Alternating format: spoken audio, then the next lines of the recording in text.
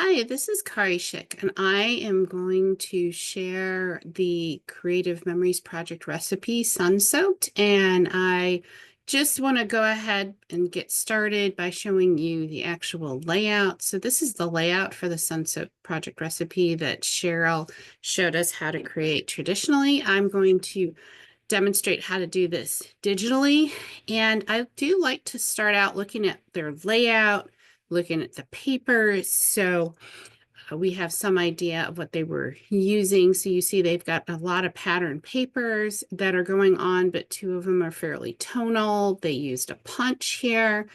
It's a really nice and fairly simple layout. They actually have a number of photos, and they are on big mats as opposed to mats that are very close to the same size as the photos. So that makes it a little bit unique.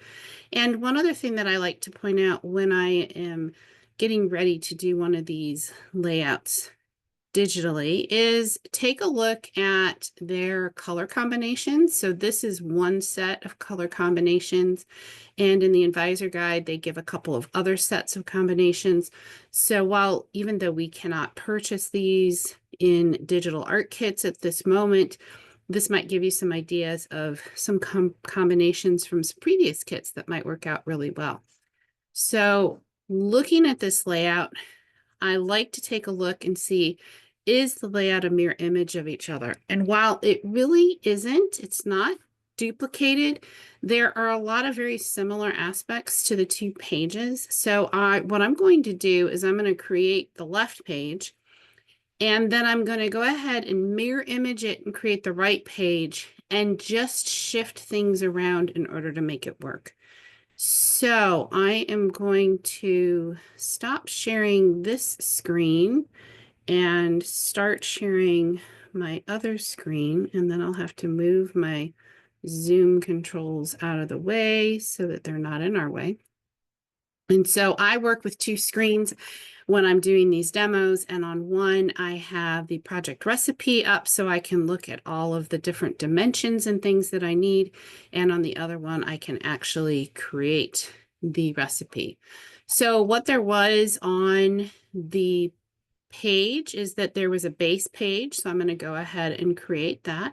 So I'm going to insert a shape that's 12 by 12, and I am going to just make it white.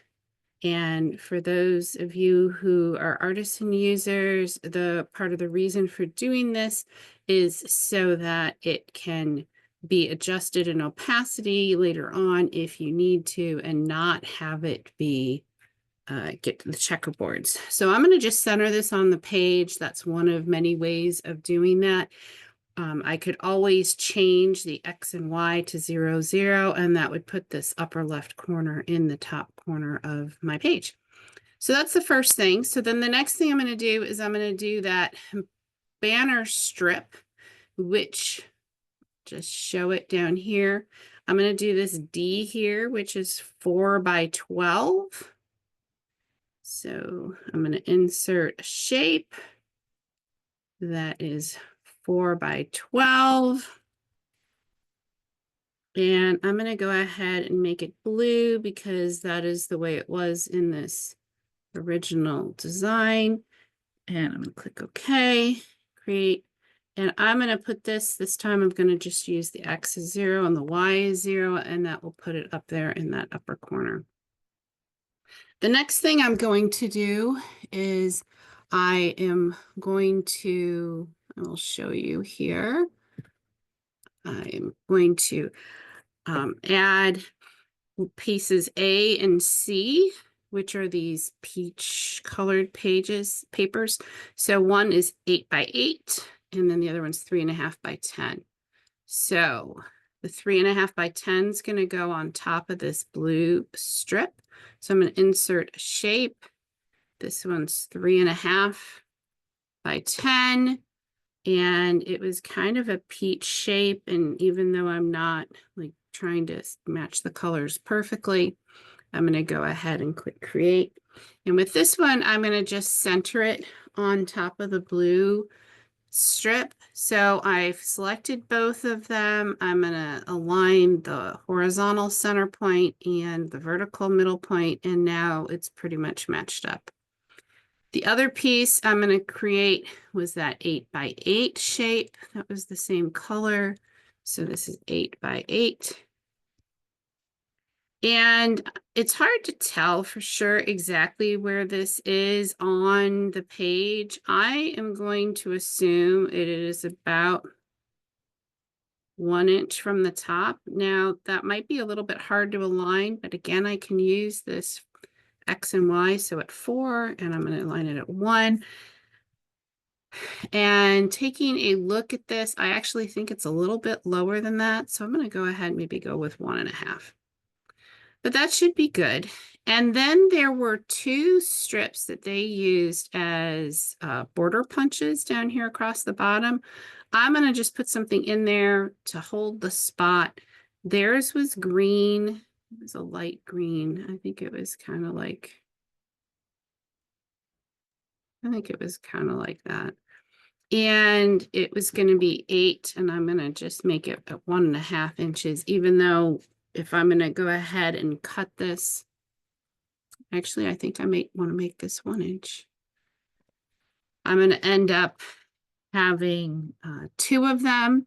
So I'm going to right-click copy, right-click paste, and I'm going to line this up down here. And now looking at this, I have a feeling this is going to need to go up a little bit. So I'm going to go 1.25, and I'm going to say that's good. And I'm going to move this up just a little bit. And now I've pretty much got the base papers. I'm going to go ahead and add my photos on here. I'm going to save this momentarily. There were a number of photos. The first ones are these larger ones that were here. These were actually 6 by 3.5. So insert empty frame, 6 by 3.5. And they move these kind of off to the side, and they put a second one. So I'm going to copy and I'm going to paste, and I'm going to line it up here.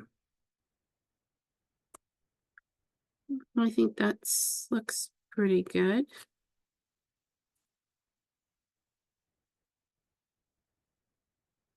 I'm going to go ahead and just group them temporarily and align them with the horizontal middle, so that way I can make certain that they're lined up nicely.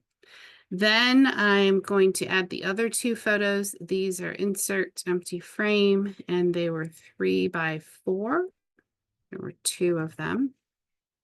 And they end up getting aligned fairly nicely here. So I want the top of this photo frame to align with the top of the other one. So you can see with my purple guide markers that that is actually aligned. And also you can see there's another guide marker that tells me that I'm pretty much in the middle vertically with this orange panel that's behind it. So I want another photo frame that's the same size. So I'm just going to copy and I'm going to paste, and I'm going to grab that one. I'm going to move it over here. Now, no matter how I align this, it's so much taller than the other photo. It's going to hang off. It's not going to align on the bottom. It's not going to align on the top. That's okay. So that's the left page pretty much until we go and design whatever we're going to cut, if we're going to do some type of shape cutter, or we're going to end up putting a border strip. So that's this page. So now what I'm going to do is I'm going to save this page. I'm going to mirror image it, and I'm going to work on just altering it, whatever I need to do in order to create the right page. So I've selected it. I'm selected mirror image. Now I'm going to switch the places so you can see them over here in my pages panel. That's how they work out. So the things that were really different is that this piece was actually 8 inches wide, and it was lined up where X equals 4. So all I needed to do was adjust that. And then this this piece is only 4 inches, not 4 inches tall, so it's 4 inches wide because that was there. This photo was 3.5 by 3.5. This photo did not exist, but I'm going to go ahead and make another 3.5 photo out of it. And then this piece was actually green, and it was 7 by 10. And I want it to line up in the center here, so I'm selecting both of them and aligning them. And then this is going to be 6 by 3.5. Sometimes I type too fast. This is also going to be 6 by 3.5. And I'm going to go ahead and drag these over.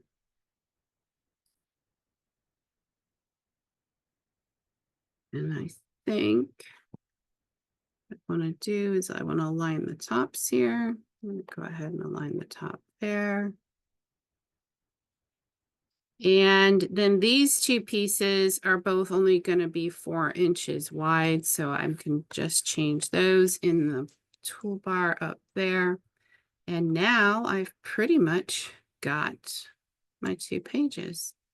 So let's take a quick look at the 2 separate pages. So this is what I have.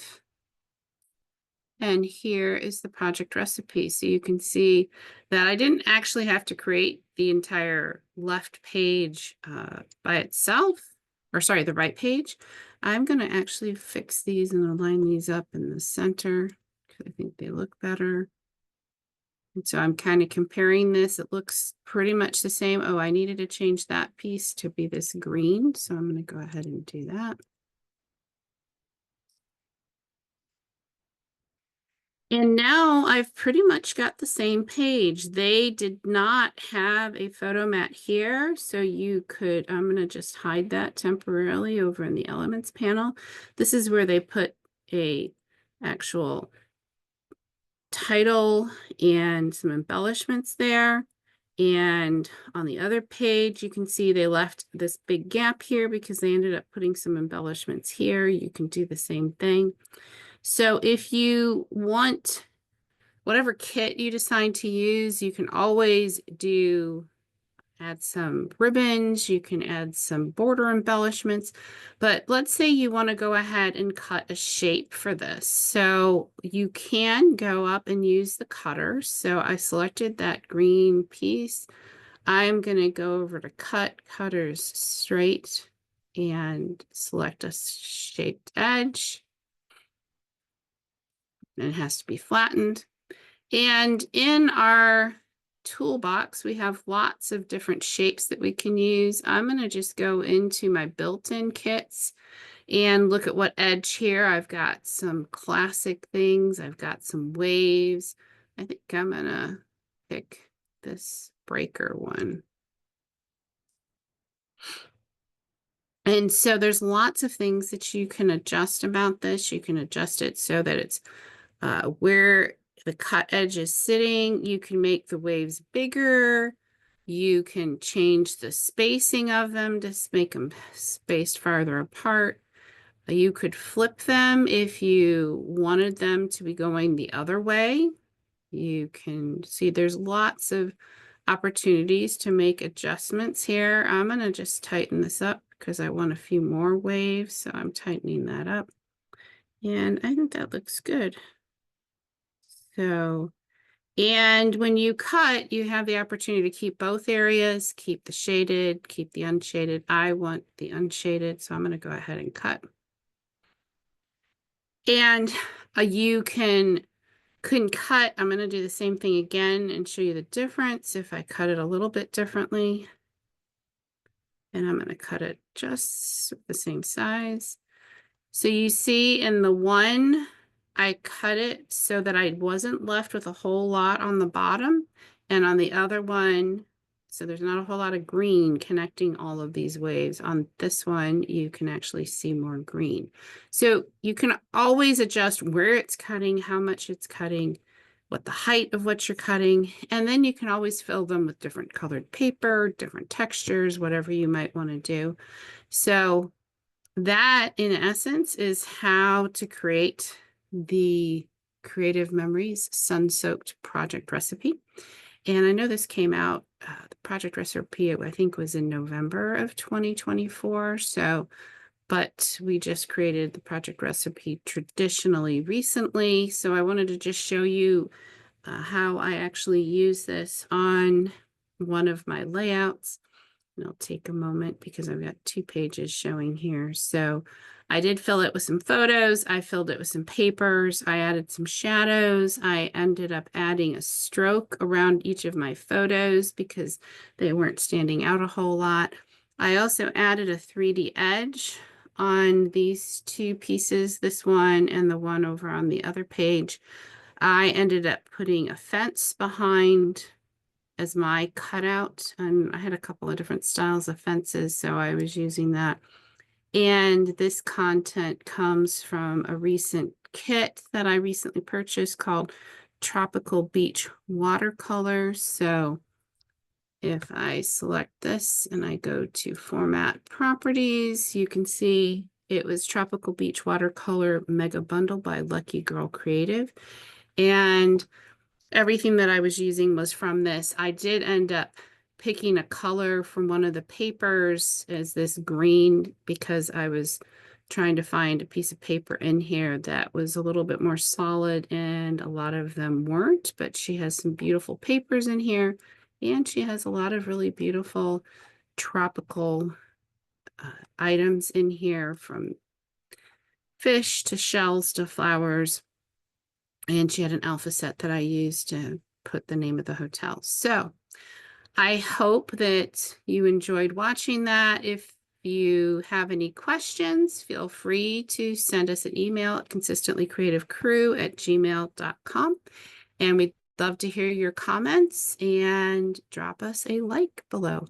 Thanks so much for watching, and we'd love to see what you create. So if you do create a layout, please feel free to share it with us on our Consistently Creative Croppers Facebook group. And thanks for watching. See you next time.